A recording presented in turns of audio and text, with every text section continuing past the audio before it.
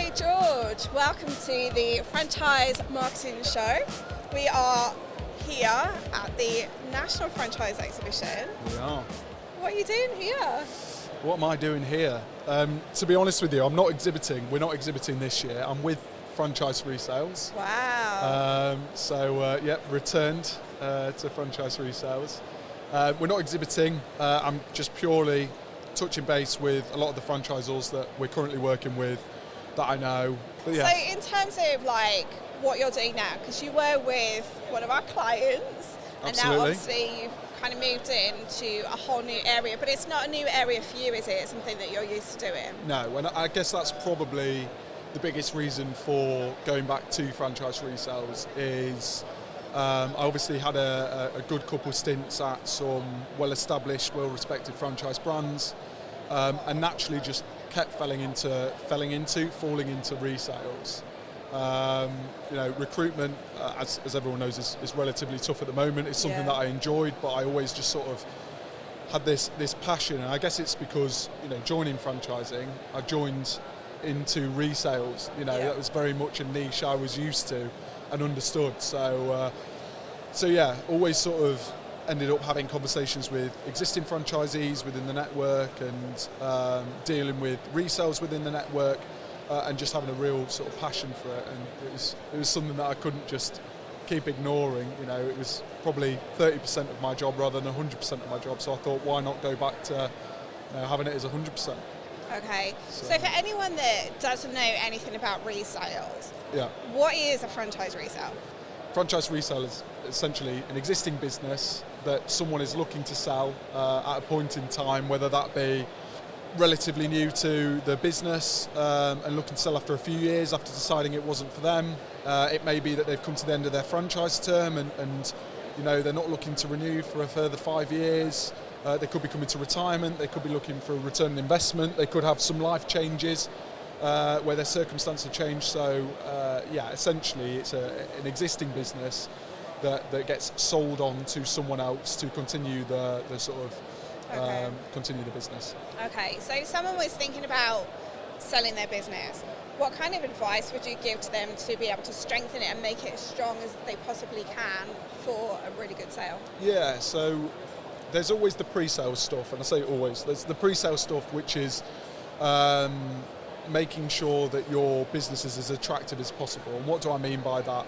To start with, the first thing any buyer would want to see for your business, yes, absolutely a prospectus of sale, yes, a fancy web ad with lots of lovely pictures on, but they want to see your accounts, they want to see your financials, they want to see, if I'm going to put X amount in for the asking price for the business, am I going to get a return on that? And what return is that, and is that attractive to me? So I'd always say, start with your financials. If your financials are strong, typically your business is going to be more attractive. Yeah.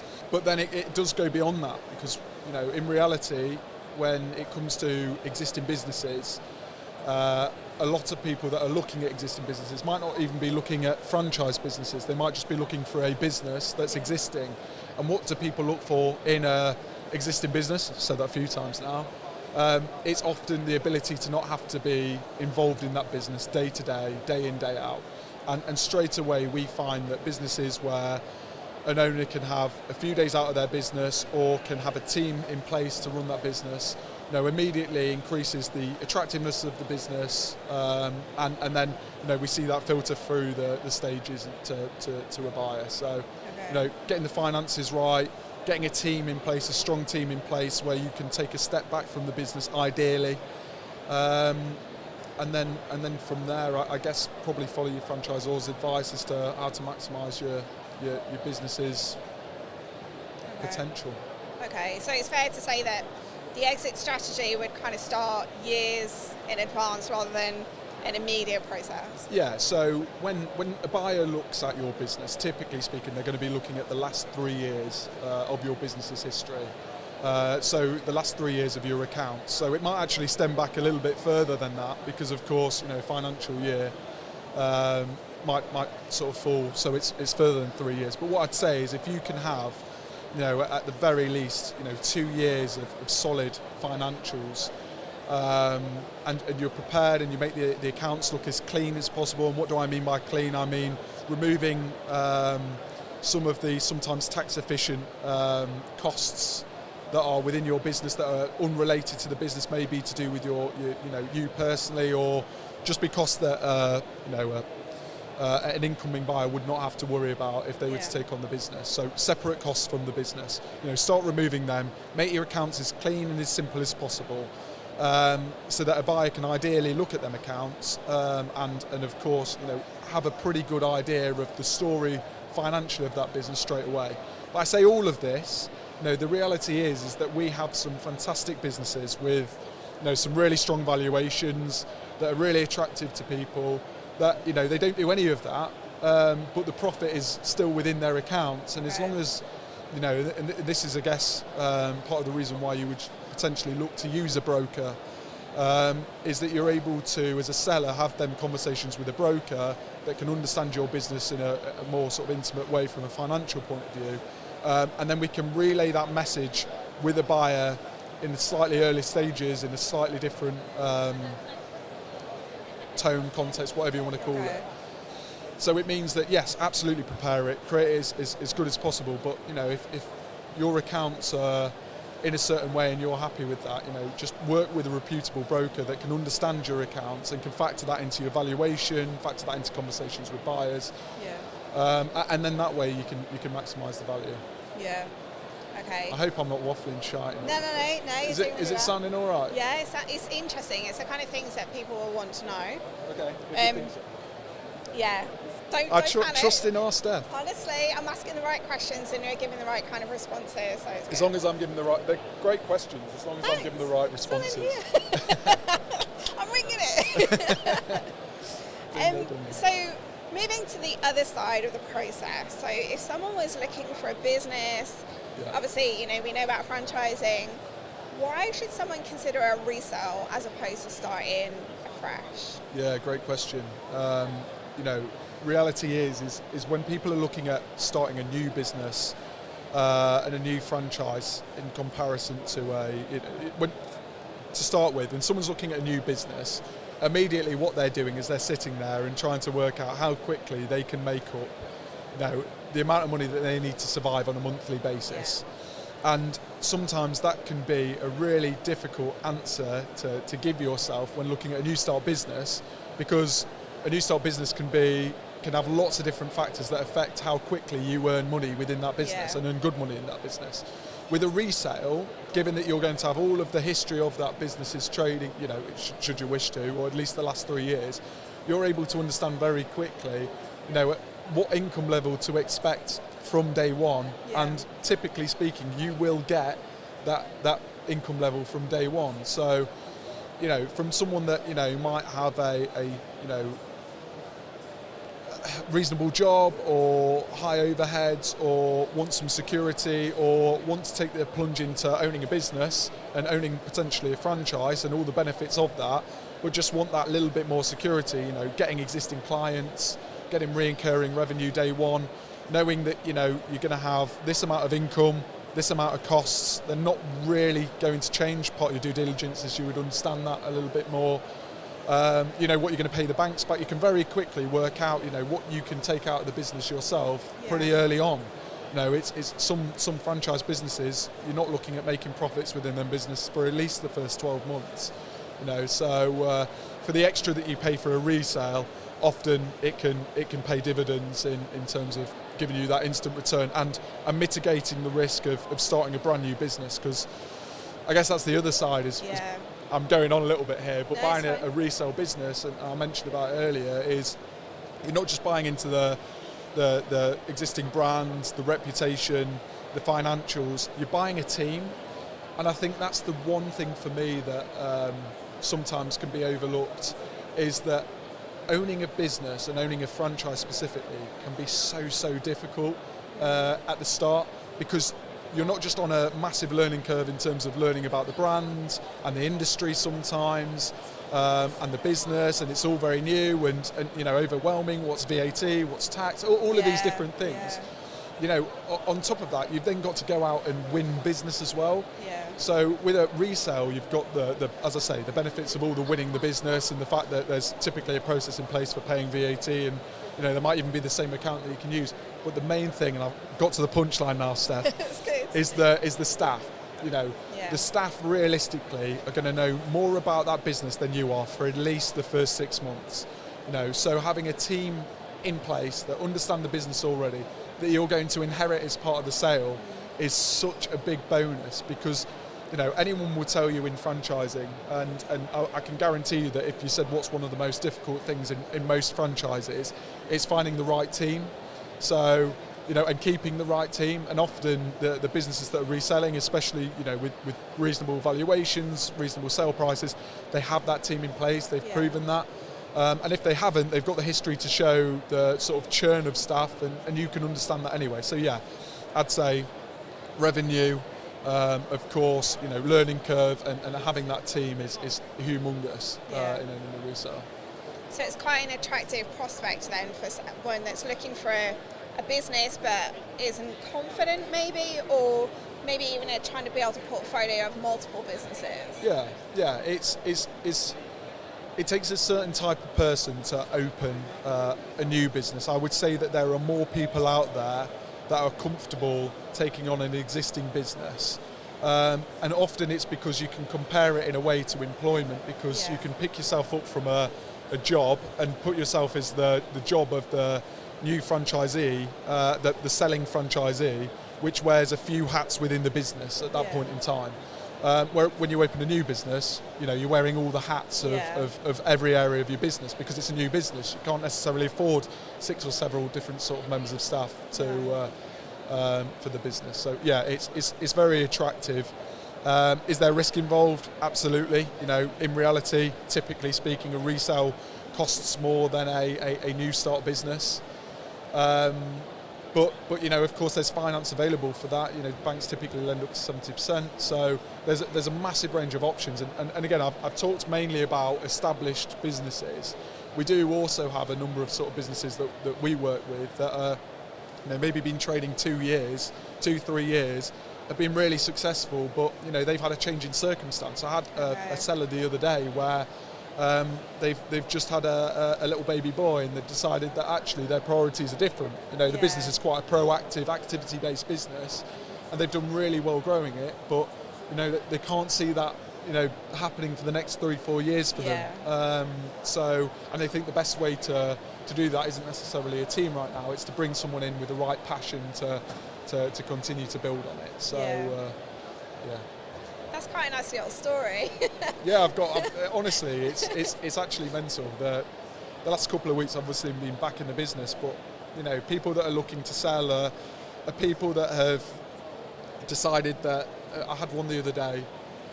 Decided that they wanted to sell because they had owned the business the whole time that their kids were young, and now their kids are getting to a level where they're becoming adolescences. They're sort of doing more things, they're getting more personalities, that they want to spend more quality time with them. That's nice. So the business is a great business. The business is perfectly fine business. It's a successful business. It's just the seller has a different perspective as to what they want going forward. It's no longer this big drive and money sort of aspect and building a business. They've done that. They've ticked that box, and then obviously you get retirements. We have lots of people that are looking to retire. You have unfortunate circumstance where ill health comes into it, but again, quite positive that we're obviously able to help them individuals in a lot of cases. We've got a good track record of helping people with difficult circumstance find buyers for their business.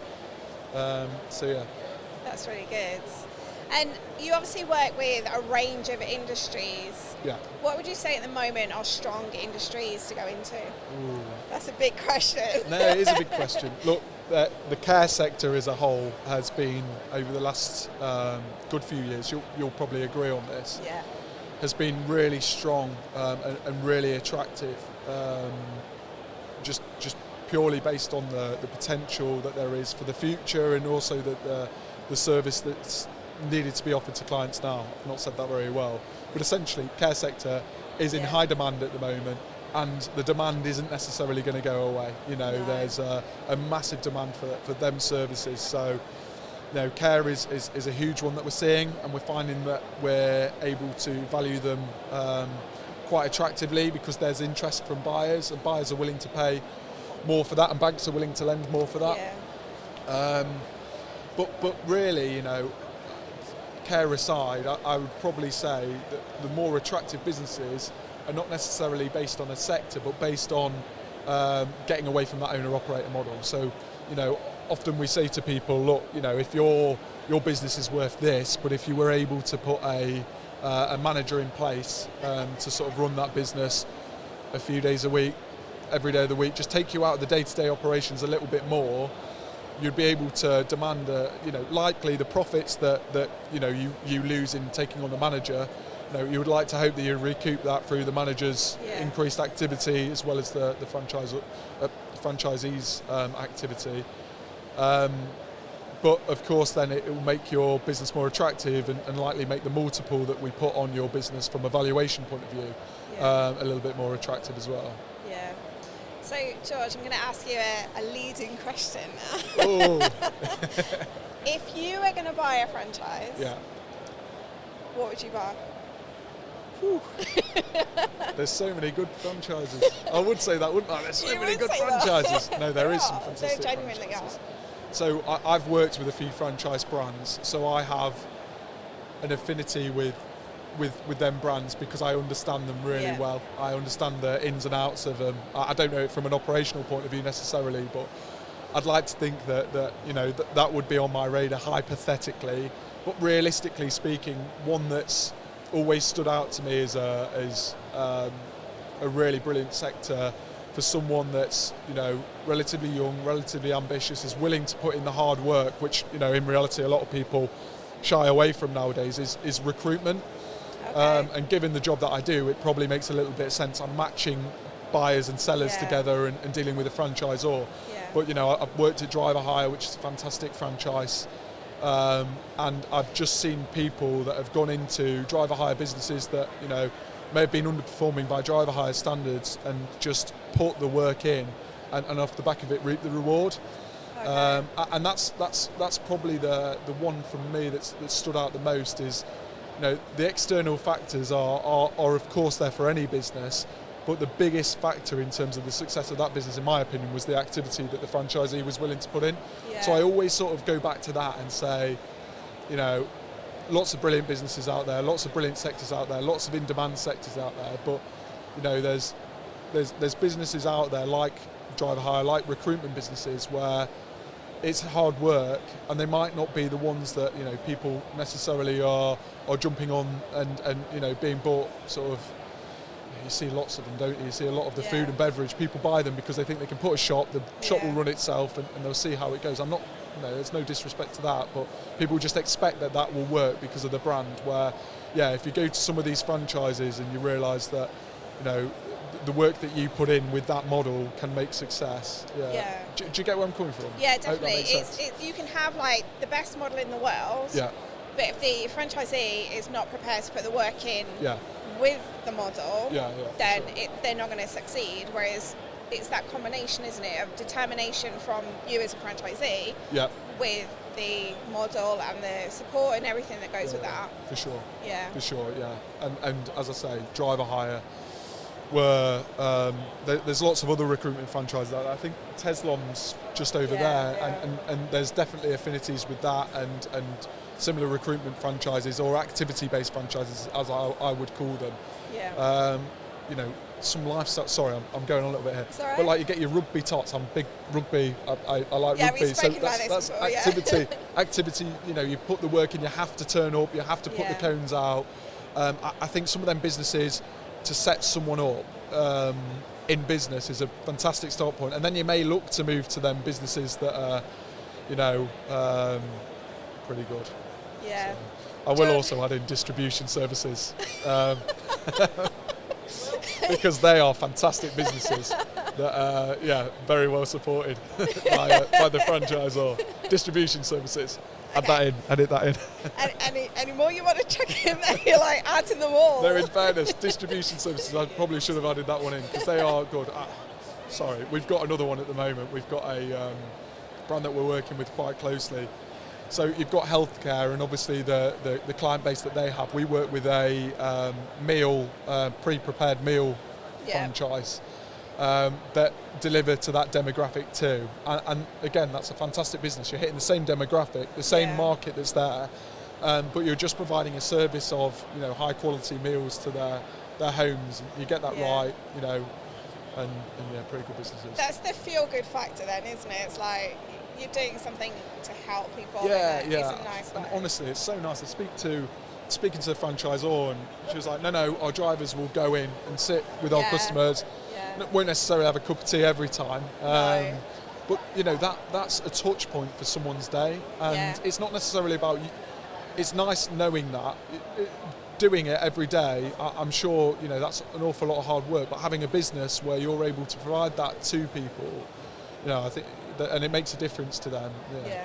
So, it does. George, it's been really interesting. It's been emotional. You've been really good. I just wish I could articulate what I wanted to say a little bit there. You did really well. It was fine. Fewer words maybe next time.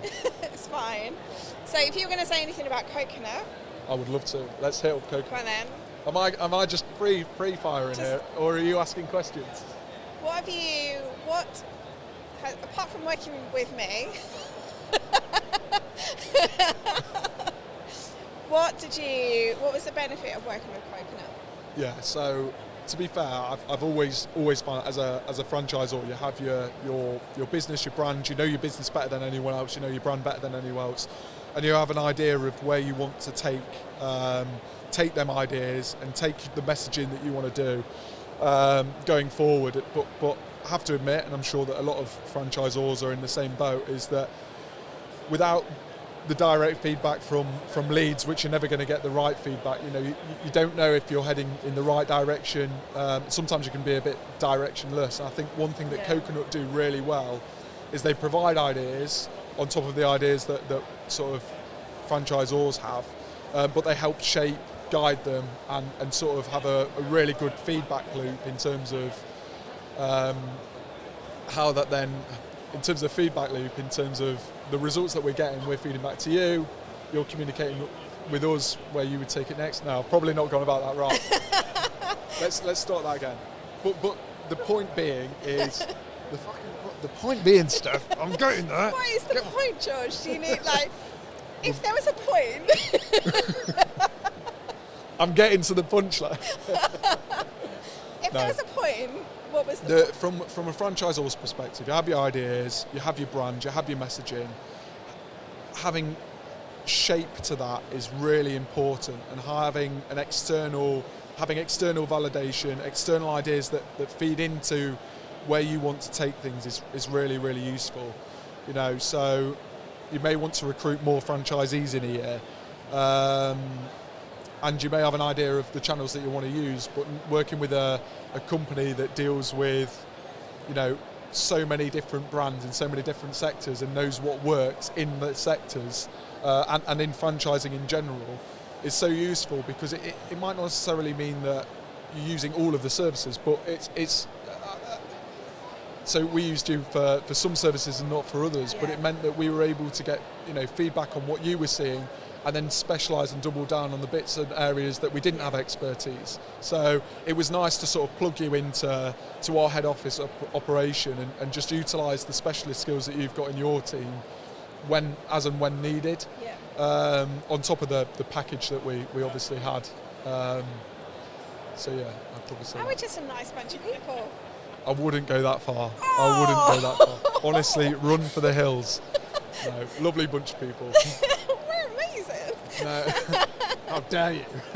No, very dare you. In fairness, I've dealt with, in your team, probably 6, 7 of you? 6, 7 altogether?